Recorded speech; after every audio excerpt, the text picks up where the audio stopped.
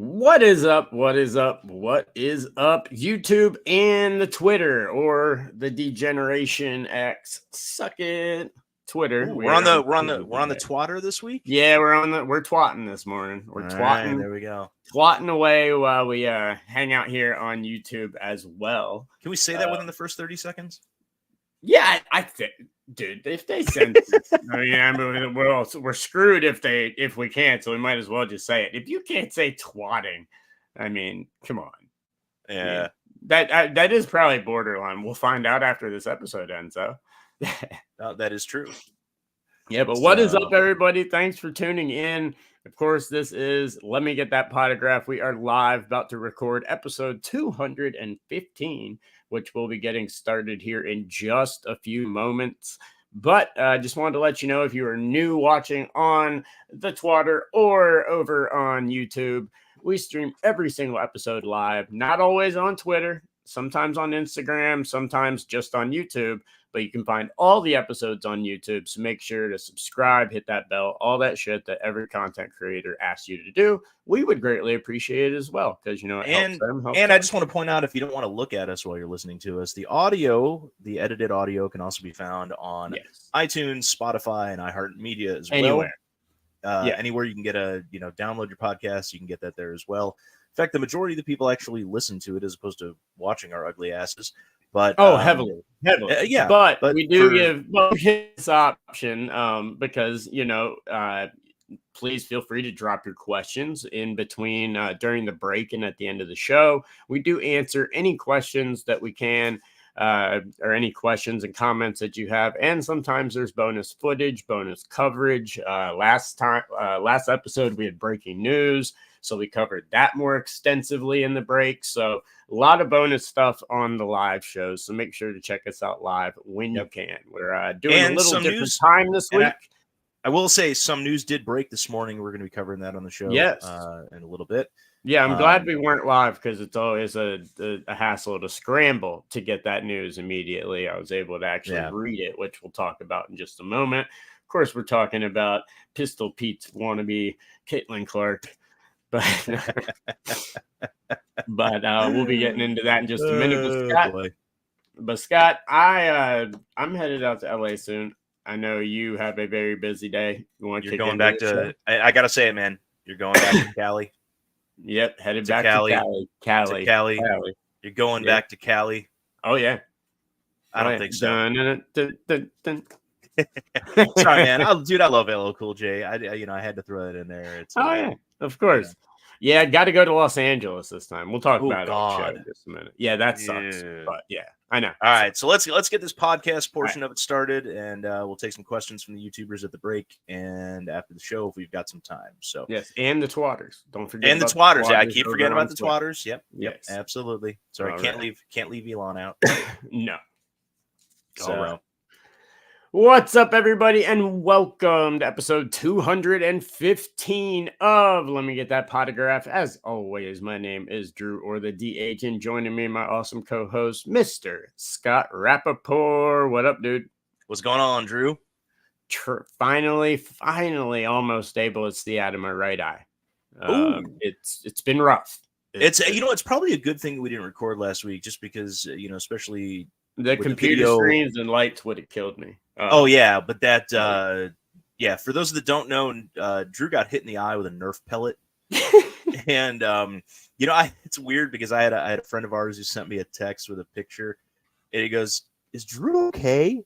And clearly he didn't see the one before. See the post that you put up there about. He saw the picture of my eye. Exactly. He's like, dude, is Drew okay? And he didn't see the picture of why it looked like that. And a little yellow Nerf ball got me in the eye from about 10 feet away. Direct shot on accident. Granted, I started the fight, so he finished it, but I started it. But my now 9-year-old finished it quickly. But, dude, that's why you're supposed to wear eye protection when you. He's not allowed to use that gun without eye protection. After I saw that, I didn't know it shot that hard. I mean, I knew it hurt. I knew it stung a little bit, but dude, you want to know pain? I'll tell you pain. Once your son figures out that if you hot glue thumbtacks to the tips of Nerf darts. Shut up. He watches my YouTube channel. Stop.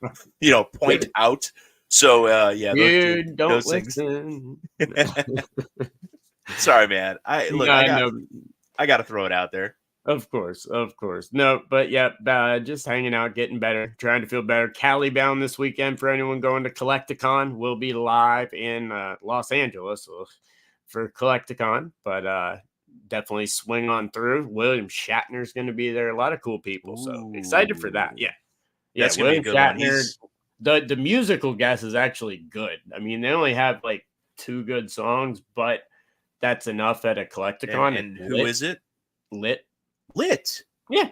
Damn, dude. As long as they play My Own Worst Enemy, I'm good. No, they're gonna play My Own Worst Enemy. They basically get like a 15-20 minute set. So they're gonna play their 2 or 3. I didn't even know they were still around. Me neither. But I was like, all right, I'll go watch Lit and say hey to William Shatner. Why not? Yeah. Well, Shatner, dude, I'd go just for Shatner. Yeah. But Lit, I mean, Lit would be kind of cool to see. So the voice of Winnie the Pooh is going to be there also, which is pretty sweet. It doesn't really excite me that much on that one. Me neither. I was being sarcastic, but anyway. Well, let's dive into it. Let's dive into this week's show, man, because we got a jam-packed one today. Obviously, we took last week off because I didn't want to be in an eye patch and looking like a fool. Not a fool, a pirate. Yeah, a pirate. Well, I am a pirate. There's pirate stuff all around. It's just but here's the thing though: if you wear an eye patch, you have an excuse to drink rum in the morning. That's true. You should have gone with that. Then you got to go. Should have rolled with that from school. You make a scene, and then lawyers are involved. Not again. No, I'm just kidding. Yeah, that's the worst part. That's a joke. All right, but let's kick it off, man. Everyone's talked about it. Guys, let's be honest. Everyone's talked about it to death. So we're not going to pound this one into the dirt, but we were not live last week. So we're going to touch on it this week because I know a lot of you have asked both of our opinions on this. But the recent acquisition by collectors of SGC coming into the, PSA family. Yep. Shocking news. I will say that. There was a lot of chatter. And we were working on confirming some stuff that we had heard about another collector's entity, which, by the way, is still, moving. And you'll hear that announcement shortly. But we thought one announcement was coming, but then we get this. And this, dude, if you want to find a way to shake up the online portion of the hobby, fuck with grading. Yeah. Just anything, any company. And now the reality is, and everyone goes crazy. And here's the thing. So I'm gonna point out the obvious point that's been said just to get it out of the way, and that is nothing is changing. SGC is remaining SGC. For PSA now. is remaining PSA. It's just instead of the previous owner of SGC owning it, Collectors, who is the parent company of PSA, is also going to be owning SGC. Now, I reached out to Peter, and I also reached out to Nat Turner last week. Yes, and I spoke with Peter. I did not. I know. I was trying to get him. I was trying to get them both. Yeah. To pop on and talk about it last week, and we would have gone live even with you in the iPad had we been able to get them. They unfortunately were both completely packed from a schedule standpoint. Shocking. Peter though did tell me he does want to come on the show in the next week or so to kind of discuss it. Yeah. So we'll have him on a future episode coming up soon. So it's business as usual.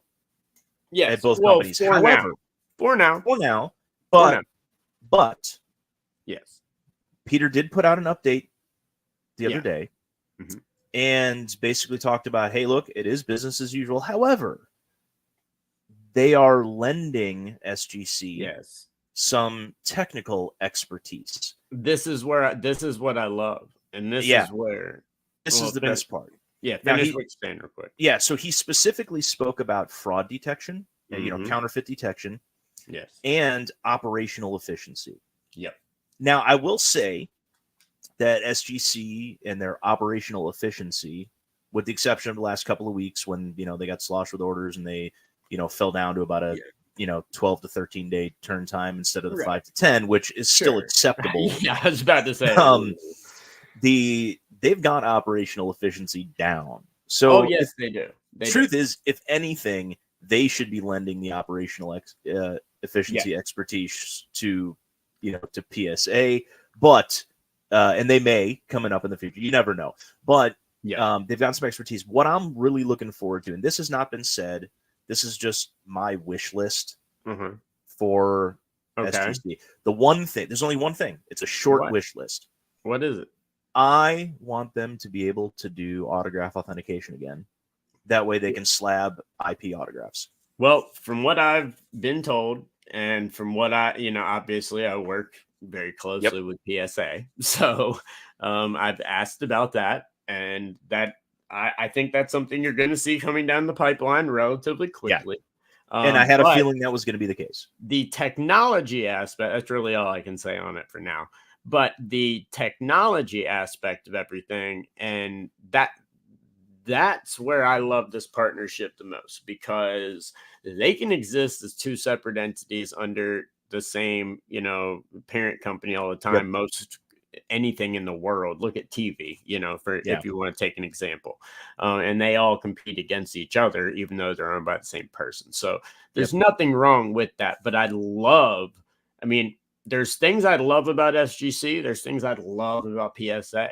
Having them working together, having them have the access to the technology that they didn't have, and SGC have access to the technology and the data input registry, things like that they didn't have before.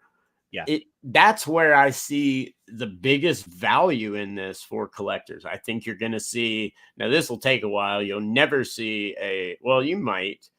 They'll probably end up having a nicer SGC registry. I doubt you'll see it inputted into a PSA type registry or both of them together. But here's the thing. Well, hold on just 1 second. If they did, then you would have to assign some sort of weighted value to an SGC grade compared to a PSA grade. And I don't think they want to assign that value. I think they want to let the market play that out. But you can do a registry without assigning values at all.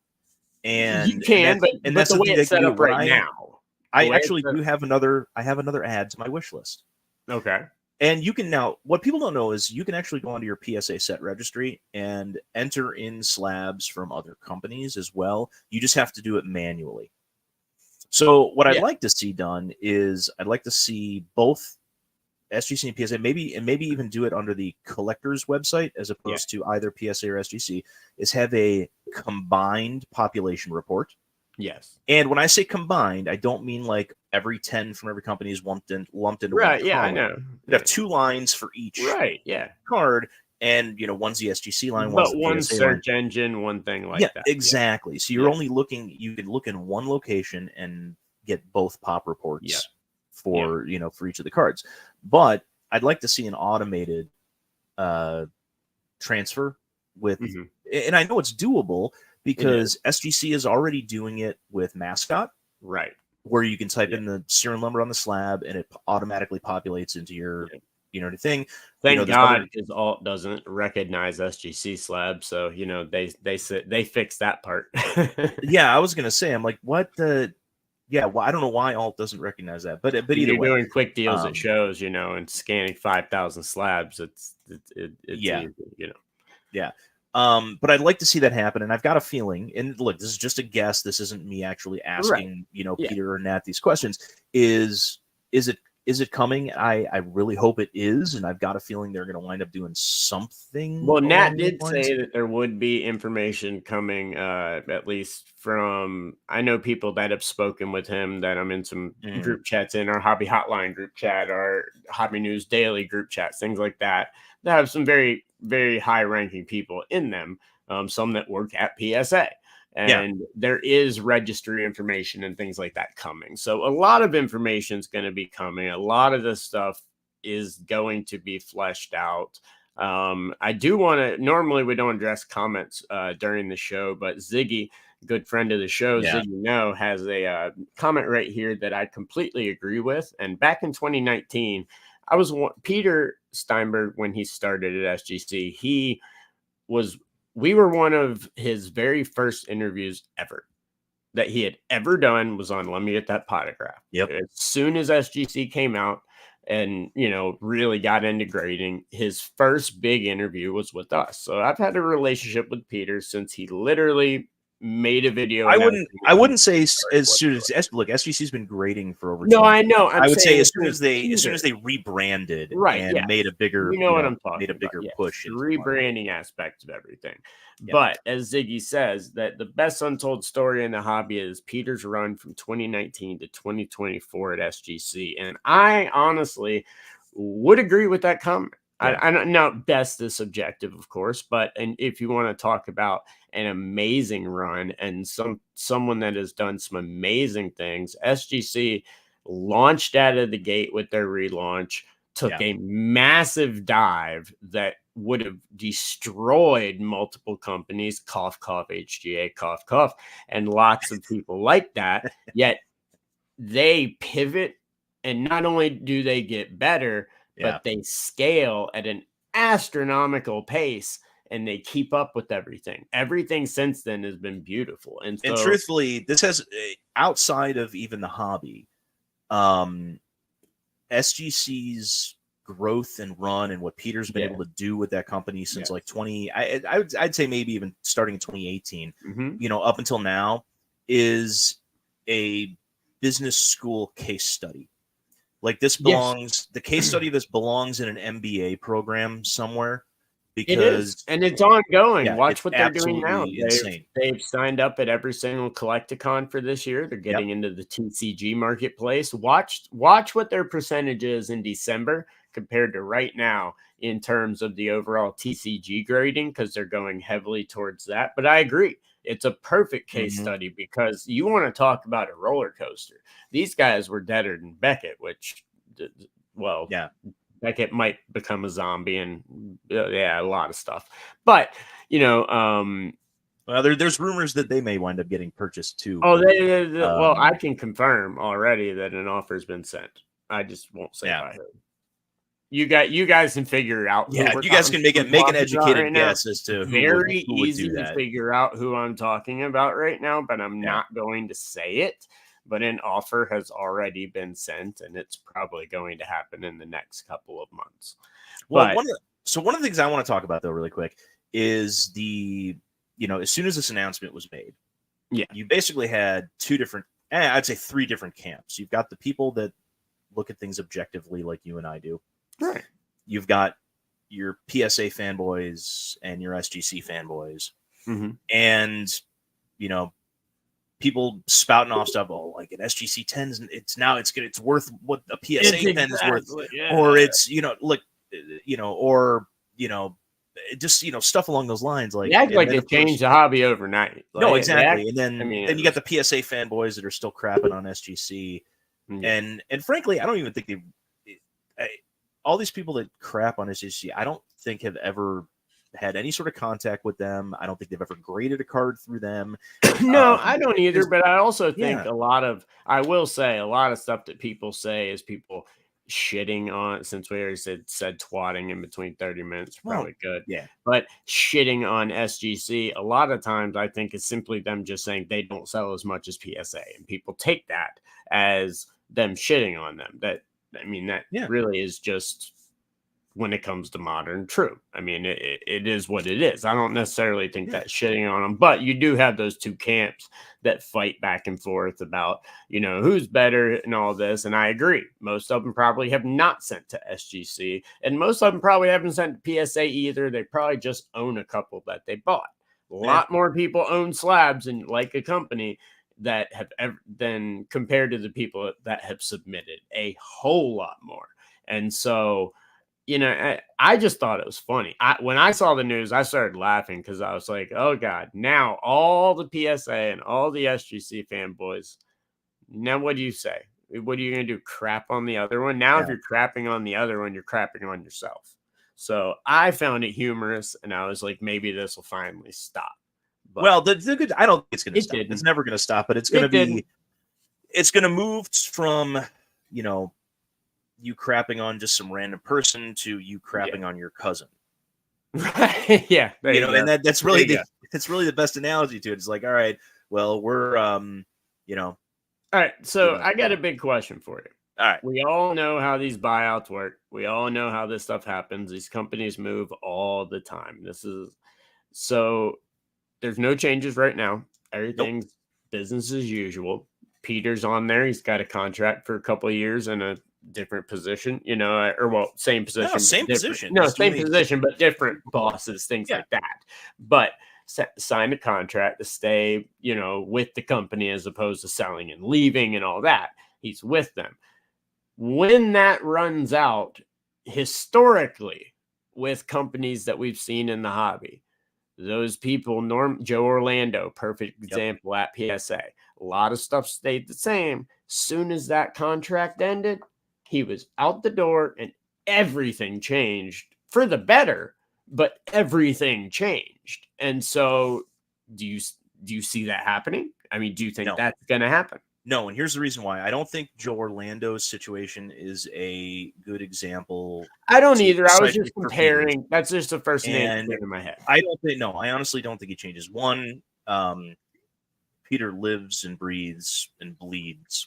Of course. See, of course. He is, he's an amazing person to have in the hobby.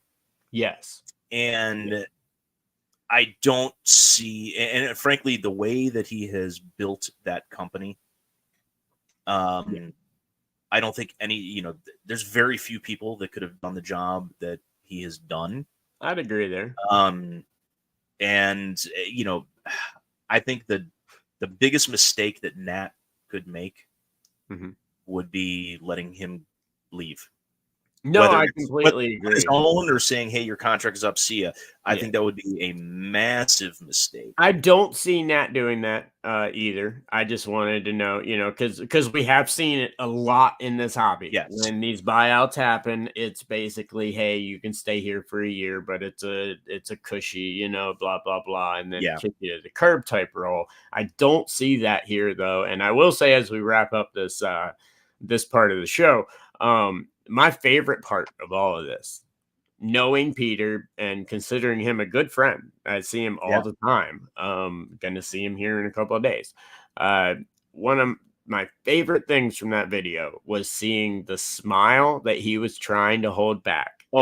As he gave that serious message. You could see it. He couldn't hide it. How happy he was to have gotten to that point. So anyone that's on the fence about this, that right there, if Peter can't hold back his excitement on a positivity video telling you about all of this, that should show you how good of a thing this is. I think this is a great thing personally. And if you think that was a huge smile to hold back and talk about how great it is, I'm not going to mention his name. Yeah. Because I know he's not a very public guy. Yeah. He's without out there, but the previous owner, SGC. Oh yeah. His smile has got to be like breaking his face. Yeah. Yeah. I knowing him, I would agree as well. Well, I know how much he bought the company for. Well, of course, yeah. And yeah, you know what it just sold for. Yeah. Well, no, I don't know what it sold for. Well, I can make some assumptions. Yes. Yes. And that person has got to be the happiest person on the planet or in the Scrooge McDuck right now, rolling around in that money. Exactly. So I'd like to go down to his place and maybe take a treasure bath. Yes, from History of the World Part 1. Yep. Yeah. So, but look, it's great things.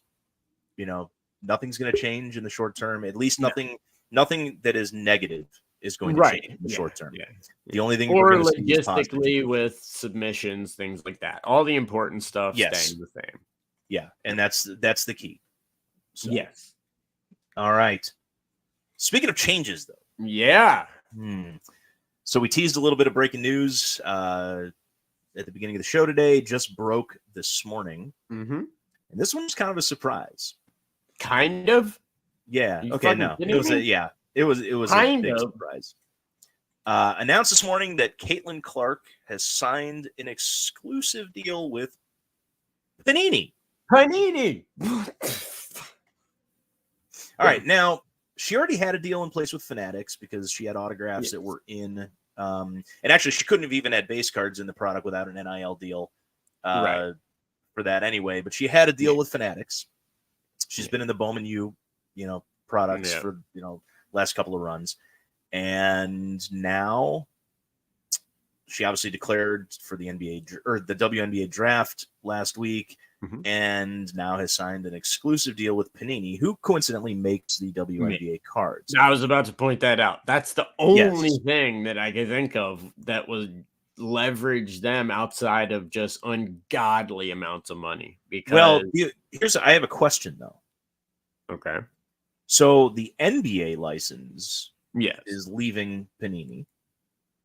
Within a couple of years. Yeah, and they control the WNBA. They do control the WNBA license. I was not sure about that, so I don't know. That's one thing I can't confirm, but they do control the WNBA, so you would think that the license control would be under them as well. I don't know if they're separate. I don't know if they are separate, but I don't know. I don't know if they're in control of it and they can do whatever they want.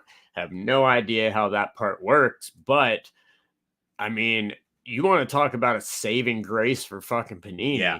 We've already got, next year, Caleb and all those guys are all the quarterbacks, all the top guys, they're signed with Fanatics, basically.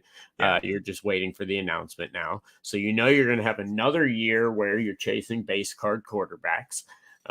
You're losing all these licenses soon. You've got one of the most popular people in the world right now coming into a league that you make cards for. You have to get her. Absolutely. But I thought Fanatics in a heartbeat would have said, hey, we're going to have that license within 2 or 3 years, then giving them that ultimatum like they've been doing everyone else. But it's not always about we're not going to sign you. But it's not always about the license, because they already had her. I know. That's what I'm saying. Do that lost her. Right. That's the biggest thing. It's like, holy crap. Because again, she'd still be able to have WNBA cards. Yes, absolutely. They would just there just wouldn't be autographs. And I wouldn't put it past Panini to actually sign Caleb Williams. And the reason for that is his father is in control. Yeah. And just like, LeVar Ball with LaMelo and how he screwed everything up, Caleb Williams' dad is going to screw things up too. He's asking for Panini. Yeah, the dude's asking for an ownership stake in the team that drafts him. Can we just clarify real quick? Is illegal. Exactly. I was just about to get to that. So stop believing their reports and can we move on from that stupid ass story? But his dad is all about the money. Oh yeah, if Panini comes to the table with a better financial offer than Fanatics, I think he winds up going there. But my understanding is the deals have already been done and just not announced, and it's possible that they have. But we'll find that out very, very, very soon because we're getting close to the draft, and people are going to be wanting to know that stuff soon. So we'll find out about that. But I want to ask you this. So Caitlin Clark now with Panini. Panini's got WNBA license. That's huge. Yep. What do you see Caitlin Clark's market like? Because this is what I thought. It always occurred to me like, okay, for her to maintain the level, the sustainability of being this big of an athlete, changing the game and all of that, I'm sorry, but women don't watch, men don't watch, no one watches WNBA. I don't see her adding that many people to the WNBA unless she just becomes the Michael Jordan of it and it's no one can stop her. But even that gets boring. So how is her market going to react? The only thing I can see is she's going to have to do a lot outside of basketball to keep her name relevant. Like become a celebrity more as a pop, and maybe an influencer type thing, maybe announcing something that keeps her relevant outside of basketball, because I don't see basketball as enough to keep her cards this high, and to keep her market this hot. Well, there is a outside of obviously the rookie run. Right. There is a recent example though and it's not an apples to apples completely. Right. But if you look at Sabrina Ionescu's market, when Prism WNBA came out, that had her rookie card in it. Oh yeah, her stuff was hot. Oh, it was insane. Like base rookies selling for $20 to $30, which in the grand scheme of things, I mean, Wemby's are going for $100 right now, but the so 20 to 30 is like nothing in the grand scheme of things. But for WNBA, for a base, I mean, that's huge. Yeah, you had silvers going for $150, $200, and I think Caitlin Clark, I think her cards eclipse that. Oh no, I think she has a strong run as a rookie. I think her rookie cards and stuff are going to be through the roof. I'm talking about like beyond that. I'm talking about beyond just her rookie run. If they can draw more eyes to the game and do things like I loved what they did, what Sabrina and Steph Curry did at the NBA All-Star game going head to head. And frankly, I would have loved to have seen her compete just in the general pool for the 3-point contest. Well, I would too, and I miss. They used to do the skills competition, where it would be two guys from the team going head to head, and then a woman from the women's team in addition, and they do the skills together. Orient stuff like that into it. But yeah, I agree. Yeah, I agree. So the more crossover stuff that they can do like that to draw attention to the women's game, I think the better it's going to be for it. But I honestly don't know. Yeah. I don't have an answer because this is somewhat uncharted territory. Yeah. Especially when it comes to the hobby. Yes. I mean, even looks, there were a lot of eyes on Sabrina Ionescu when she was at Oregon. But she also had the advantage of it was the first Prism WNBA release. Like there was a lot of stuff to help that. Correct. So but she had a lot of eyes on her, but she didn't have the kind of eyes that are. Oh God, no. No. So I truly don't know what is going to happen because this really is uncharted territory for the hobby as it pertains to women's basketball. Yep. Well, no matter what, she has signed a memorabilia and autograph deal with Panini. Panini's got a Panini Instant card up now where she claims a scoring record. I think it could have been a better shot, but hey, it's still pretty cool looking. I mean, I wanted to see her do it on a dunk. Me too. She was 2 points away, and like even if it was a weak dunk, just break the record on a dunk because that never happens in women's college basketball. Yeah, but so she's gonna be. It looks like they're gonna go. Let's see if they say anything else. They're also producing a set dedicated to Caitlin Clark and her achievements. So she will have her own personal product. That'll probably be one kind of like Trevor Lawrence when Top signed him a couple years ago. They'll have some type of set like that, and it'll go up for pre-sale in April. So it looks like once her Bowman stuff is through, which it probably is, or it's coming close. I want to say maybe it's the 7th that the sale ends or something like that. Yeah, something like that. As soon as that's done, she is shockingly to me. I mean, I know they own the WNBA license, but I still thought this just reeked of Michael Rubin and Fanatics. But Panini swooping in and saying, hey, we're not done, and we are definitely not going out without a fight. Grabbing Caitlin Clark.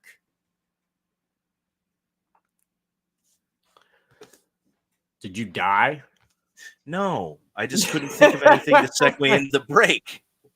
I mean, I'm just like, they paid Caitlin Clark a lot of money probably to sign this deal, and we got bills to pay. So we'll be right back after this. There you go. You died for a second. No, I'm like the wheel is spinning, but the hamster's Yeah. Oh, I can tell. I can tell. I'm trying to think of something good to take us into that break, and I got nothing. It almost looked like your computer froze till you blinked. No. But what's up, everybody? Thank you all for tuning in. Tons of people watching the show today. On Twitter. on X, possibly Twitter. I don't know. But thank you guys so much, YouTube and Twitter today. Yeah, so during the break, if you have any questions, comments, feel free to ask them during the show. Make sure to ask any questions or comments, any topics you'd like to address. We'll address as many as we can, and then we'll address them at the end of the show as well. So I gotta ask you something though, because we were talking about Twitter and Twatter. Mm-hmm. Why hasn't Pornhub come out with Twatter as a know. platform? It's like Twitter, but for porn. Yeah, I know. It's a genius thing, and they just never. Like Pornhub's got the money. Let's go there. I mean, Vince Vaughn gave it to me in the intern. I mean, or the internship. I can't take full credit for it, you know, or anything, but yeah, that's where I got it from. Oh, it's been floating around there for a long time. Yeah. But I'm surprised that or OnlyFans or something like that. You know, right? Like, yeah. Look, let's create Twatter. All right, well, these lights are killing me. Whew. All right. Well, we got no questions in the chat, so no. Let's. And are we seeing all the questions seem to be coming from YouTube? Are we seeing Twitter questions? I don't know. I'm about to dive in and check. I'm gonna check as you bring us back into the break. Yeah. All right. Ready? Mm-hmm. All right. And we are back. Thanks for putting some money in the old wallets, but it's time to move on. It is. All right. So big product release coming out today. In fact, if you're on the West Coast, actually, if you're in Mountain Time, a lot of the hobby shops should be opening up in about 12 minutes, maybe an hour and 12 minutes for West Coast folks. We are talking about Upper Deck Hockey Series 2. Yes. Which is usually like one of the most anticlimactic products that you're ever going to hear about. I know. We're just discussing it as a footnote, maybe talking about a couple of the young guns that are going to be in there and, you know, who we're chasing and things like that. Not this year. No. This year is a big one because, of course, we are looking at Connor Bedard's Young Guns. Mm-hmm. And you thought his Series 1 short print was a big seller? Oh, you ain't seen shit. You ain't seen shit. Yeah. This is such a big product now. I mean, you've got the Young Guns. $300 fucking dollars a box. $350. What? $350. Man, fuck you, Upper Deck. It's supposed to, dude. No. Stop. It's not Upper Deck. Upper Deck is not the one that set the market price on this. I know, but the prices have gone up in the last couple of days because. Well, yeah. Well, remember how at the beginning of the year we started talking about Series 1 and the redesign and how they added some things like one of one Young Guns, things like that. All right, so not really a surprise, but still kind of a surprise. David Adams put out a bounty on the Connor Bedard Gold Outburst 1 of 1 Young Guns. Yep. It's $1 million. Yeah. It's $1 million for the card. Yep.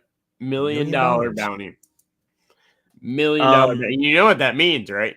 We're going to get weeks and weeks full of Facebook posts and groups and twats everywhere and Instagram posts of people opening up their first ever Upper Deck hockey box and finding out what's inside an Upper Deck's flagship hobby box that they just paid $300 for. So we get to see all this complaining by a bunch of people that don't do jack shit of research.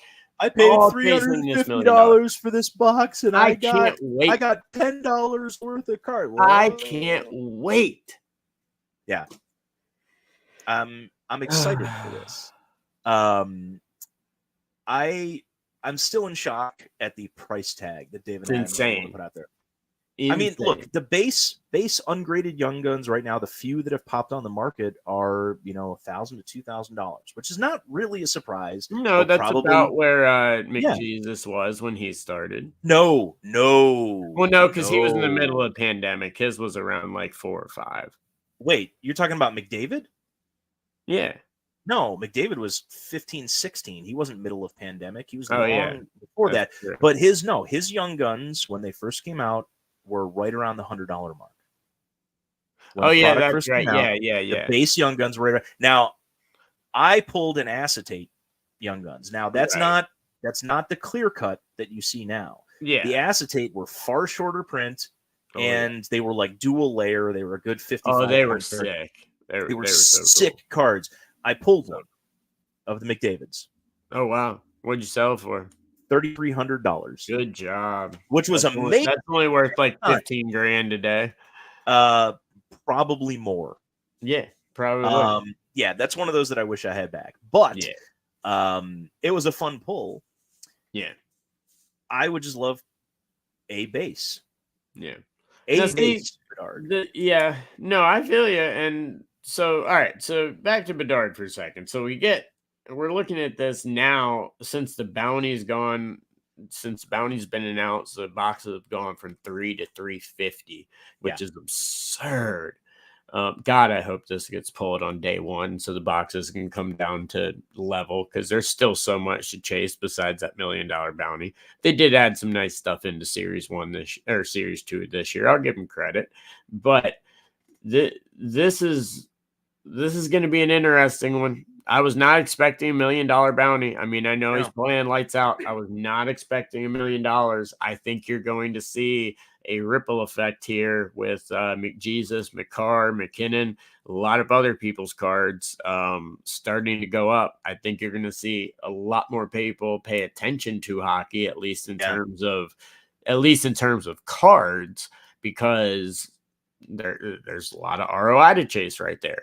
And let's face it, retail is going to be in insane demand. Yes. Because you can get a mega box from Upper Deck at Walmart and pull 4 to 6 Young Guns sometimes. Not 6, but the no, I've had boxes where every pack's had, and there's hot boxes in there. Normally you'd get 3 to 4. Normally you'd get like 3 or 4. Well, typically, so the tins are usually 3.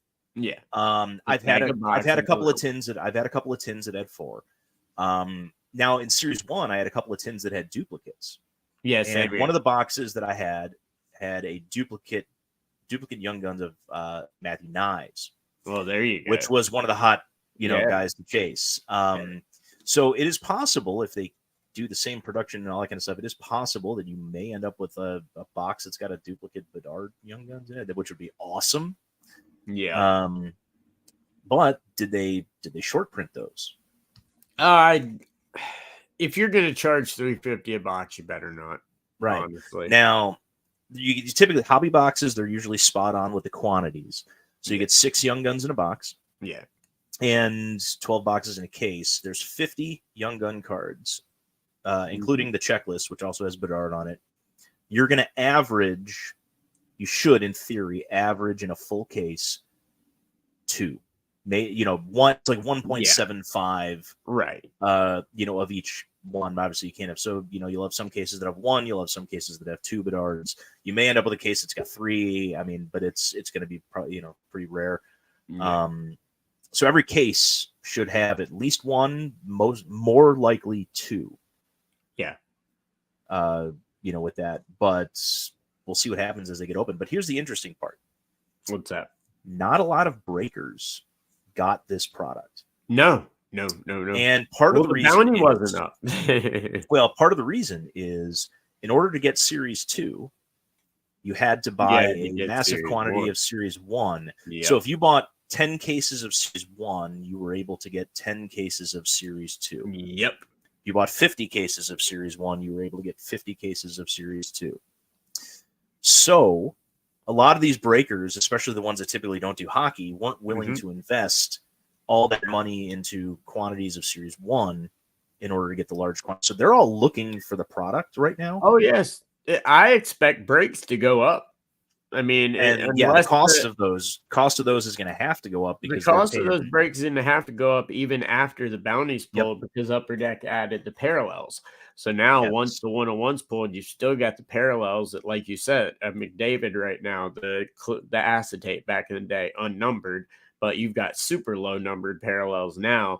I mean, you're talking about still if you're going to value the 101 at $1 million, apparently, I mean, those cards are going to be worth $10,000 to $20,000. You know what I mean? Yep. Like, there's massive amounts of stuff. So I expect to see, because of that and because of the way distribution is, you're going to see some good price breaks probably at the start, so they can get away from break comp and not have break comp hammer them and knock them down to like 800th place. Yep. But I expect to see them go up.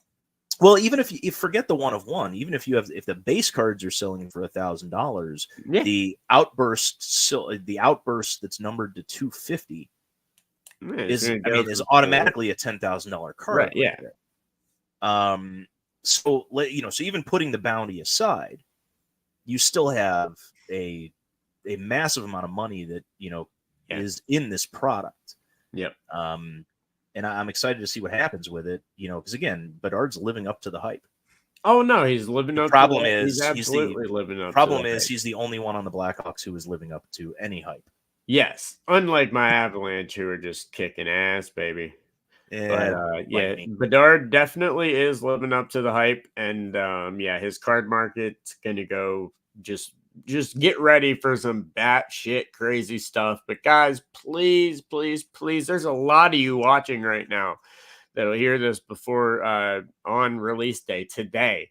Not tomorrow when this is posted, but please, for the love of God, research what's in the box. Yes. Please look at the checklist before you go spend money on this box, because it's a lot of fucking money. So if it's nothing to you and that's fine, cool. You want to dive into hockey and take a risk and gamble instead of doing craps, that's fine. Do not go into it thinking that that if you don't hit Bedard, you're gonna make out like a bandit. At this price point, if you don't hit Bedard, you're getting your ass handed to you. No matter if every young gun 10 and you got some cool insert out of 50 and it 10, you're probably still getting your ass whooped. Yep. So just keep in mind, the typical Series 2 or Series 1 hobby box is designed to be an $85 to $100 box of cards at the MSRP. Yeah. So keep that in mind when you're out there ripping. Yeah, absolutely. So, all right. Speaking of ripping and keeping things in mind, back to my favorite fucking topic. For our last segment, we talked about a couple weeks ago how there were Topps in 2024 Series 1 put out cards that were numbered 1 of 1 in the back, but looked like normal base cards. And we had initially thought that it was because they forgot to put the platinum coloring in there. Yeah, like they fucked up everything else. Yeah. Okay, so we were slightly off. Yeah, slightly, but you were close. Because platinums did start popping up. Yep. They did forget something, though. Yes, they did. They forgot the first card logo and stamp that was supposed to be on that card. AKA the entire point of the card. Yes. Now, I was under the impression that those first cards weren't actually going to be numbered. So it looked like they put the serial number on instead of... I thought they said in their statement that they were stamped with the 101 instead of. I think they missed that. Well, no, that's what they did. And they offered that, hey, if you have one, you can send it into Topps, and Topps will stamp it first card and send it back to you. I don't think they're going to be stamped 1 of 1s in the future. No, I don't think they were supposed to be stamped 1 of 1. No, they weren't. They messed up. They messed up. Stamped them 101 instead of the first edition. They're the first print. First card. Card. Yeah. That stamp was done instead, and so. Oops. But it's cool that they're letting people get the option to send them in and get it done. But my God, how many of those were thrown out? So many were thrown out because there's nothing in the 101s. But here's the question I want to ask everyone watching. Holy crap, even more of you watching now. What I want to ask all of you, can you tell me the last Topps or Bowman release that did not have a massive fuck up from either the printing company, autographs being stolen or backdoored, or forgeries on the market? Name it. I'll wait. Bowman's Best. No. What was the problem with Bowman's Best? Well, wait, that's not a big product. I'm talking about like a big product. Bowman's best. Okay. Bowman's best last year. Okay. Sure. Yeah. And All I right. don't think there was So a any year. issues with I don't think there were any issues with Chrome Update Chrome update 2023. Okay. All right. Possibly. Yeah. Well, we don't know yet. We'll see. Yeah. I mean, who knows? But and we're not and by issues, I don't want to lump in redemptions not being returned. I'm not talking about redemptions. Yeah. I'm talking about you bought a printing company that had massive amounts of mistakes, and now there's 25,000 times the amount of mistakes, and it's a printing company that you actually own.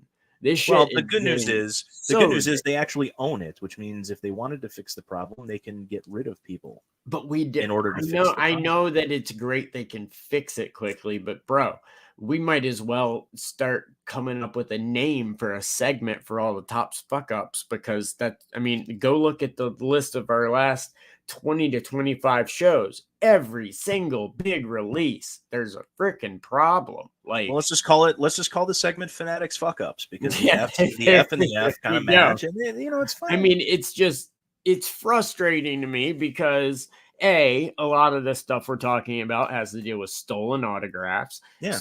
A lot of crap that negatively impacts the hobby heavily. And if you watch any of our social media content, you see I go get fakes off the floor all the time when I can see them and things like that. But it drives me crazy. Another one of these mistakes. Another mistake, and on something so cool. Like, I get it. Eventually you can send it in and get it and all that, but completely different than Pack pulling it and being like, oh, well, how long? But is there a timetable on how long you have to send it? Because there's a lot of this product that's going to sit unopened for years. You know, redemptions expire. Yeah. Their guarantee, as far as if the entire pack is creased or whatever, typically within a year of the release of the product, you can send it in and they'll replace it. But there's going to be a point in time where there's some of these cards that are sitting out there and they're not going to be able to stamp. As long as they own the printing company, and as long as they continue to do that stamp and they don't change the wording up, they don't change the font up or anything. Well, but they may have to change the location of it on the card, and that's that it may have something to do with it. Yeah. But the good news is at least they're all stamped 1 of 1. So anybody like down the road, anybody could, say, hey, this is the first card. It's got the 1 of 1 on the back. It's, but it's not the same. No, I guarantee you we're searching for a ton of big name players whose first card was pulled and discarded. I guarantee you, especially when it comes to non straight up like top rookies. If it's not a top rookie or anything like that, I'd almost bet that a good 5 to 10% of those are trashed already. And from what I've heard, because I did ask a couple of people that had, the 1 of 1s, and a couple of them had said, hey, they're not in the hit spot in the pack. Right. They were just in a normal spot. So now whether or not all of them are like that, or whether or not it was just, random, or maybe they were just wrong and they just weren't paying attention. Right. Maybe it just wasn't flipped upside down. Sure. Maybe it was just, because usually the hits have been flipped upside down the last, couple of releases. But I'm not going to put 100% of faith in that, but but it did sound like, they thought that they were mixed in with the regular cards. Yeah. So it is possible that, there were a bunch that were thrown out. Well, I wouldn't say I'll bet just on the freaking filth bomb, whatever, 1,000 case rip or whatever it was. I'll bet you 3 or 4 got tossed in that alone. Well, but the big rookies, I don't think would have been tossed. Not the big rookies, but I'm talking about the other stuff. Yeah, just they were doing it so fast, they were just pulling chunks and moving it. So if they did them for every card. So it's possible there's and I just had this sitting on top of my desk, this Logan Allen, exactly. His version of it from the set. That's my point. Tossed. That's my point. But it could also be a Trout, something like that. Yeah, or the team card. Attention. Yep. Yeah. But if it's a Trout or an Ohtani, they're not stopping to pull that out. So, a lot of that stuff could easily have been trashed by anyone. Yeah.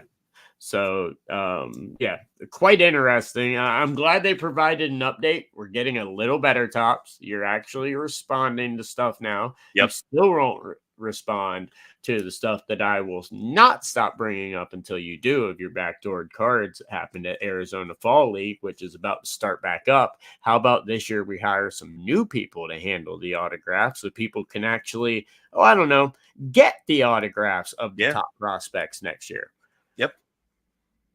Yeah, they need to hire somebody that is an employee that will schedule the signings with the players and not steal them, and be there to observe them and not steal them. That's the key. Yeah.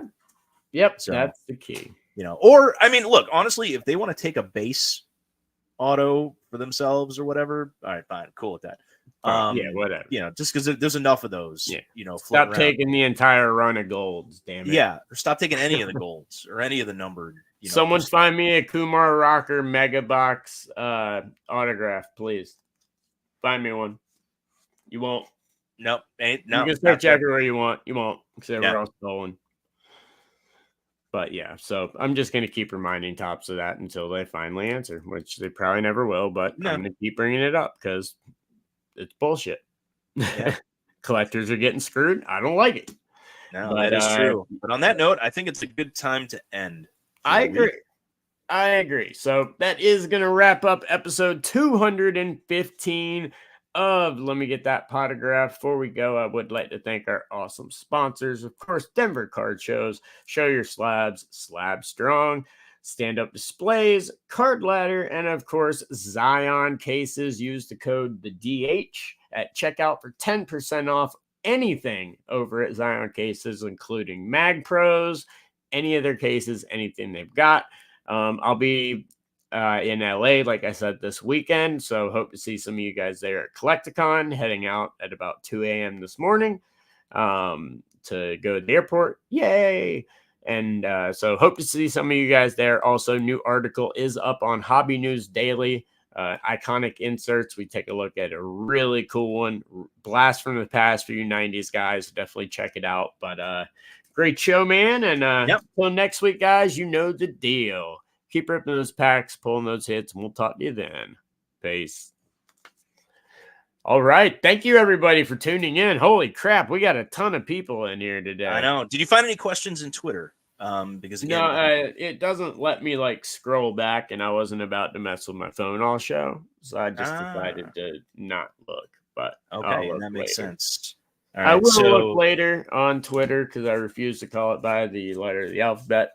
And we'll answer any questions that we do have on there. But thank you guys so much for tuning into today's show. If you do have any questions, comments, anything like that, feel free to leave them in the chat now. Hope to see some of you guys at Collecticon. Hopefully I can deal with the sun out there with my eye. Yeah. Sunglasses are your friend. Sunglasses are your friend, dude. Yeah, sunglasses. I'm bringing an eye patch for the plane because I don't know. Plane stuff, can sometimes be weird in altitudes, and I don't know what it's going to do to my eye. I don't know, so we'll see. And it gives you an excuse to drink rum on the flight. Yeah, it does. It always gives me an excuse to drink rum. Good point. Good point. Well, guys, thank you very much for tuning in today. There was a ton of you. We greatly appreciate it. The audio version will be up either this evening or while I'm getting on the plane or on the plane ride to Los Angeles in the morning. So make sure to check it out on audio if you'd like as well. And every single week we do stream the show live. So please come hang out with us. Ask any questions you'd like, any topics you'd like. Scott and I'll handle, answer anything you guys would like. Well, within reason. Yeah, within reason. Good point. And I just want to throw it, and preferably hobby related. Yes. Oh yeah. I'm going to ignore you if it's some bullshit, but unless you make me laugh. But But yeah, so thank you guys so much for tuning in to episode 215 live. We will see you guys next week, as I will be back from Los Angeles in time to record next week. So same time, same channel. Please hit that like, subscribe, check out some of the older episodes. Some great stuff. We had amazing breaking news a couple weeks ago. A lot of great interviews the last couple weeks. So check out while you're on here. check out some of the previous episodes and hit that bell, subscribe, all that cool stuff everyone else tells you to do. But thank you guys so much for tuning in today, and we'll talk to you next week. Peace. Now the awkward back moment. to Cali. Cali.